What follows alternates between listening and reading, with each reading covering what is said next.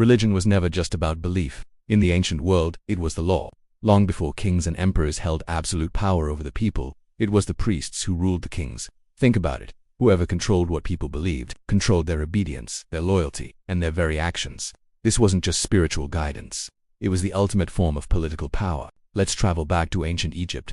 The pharaoh was seen as a living god, a divine ruler, but behind the throne, the temples were growing into massive economic empires. The priests of Amun-Ra, for example, didn't just lead rituals. They owned vast stretches of land, commanded huge labor forces, and controlled the distribution of grain, the lifeblood of the nation. At their peak, some of these temple complexes were wealthier and more powerful than the state itself. The famous Oracle of Amun at Siwa held the power to legitimize a pharaoh's rule or declare them unfit. A single prophecy, whispered from the shadows of the temple, could crown a new king or inspire a rebellion that would topple a dynasty. Over in Mesopotamia, the story was similar.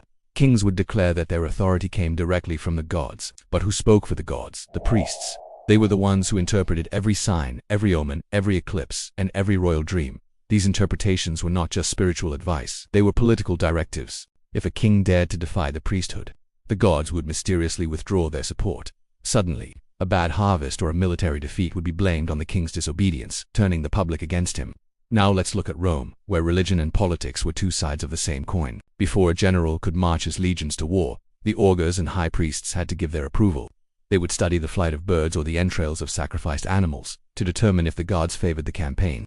Without this religious green light, any military action was considered illegitimate and doomed to fail. A consul who ignored the priests risked not only defeat on the battlefield but also political ruin back home. The priests didn't need armies or swords. Their weapons were far more potent. They controlled fear, they managed hope, and they defined the very meaning of life and death. When belief becomes the law, any form of resistance is not just treason, it's heresy. So while kings and generals ruled over people's bodies, the priests ruled over their minds, and throughout history, it has always been the one who controls the mind that truly wins the game of power. Thanks for watching.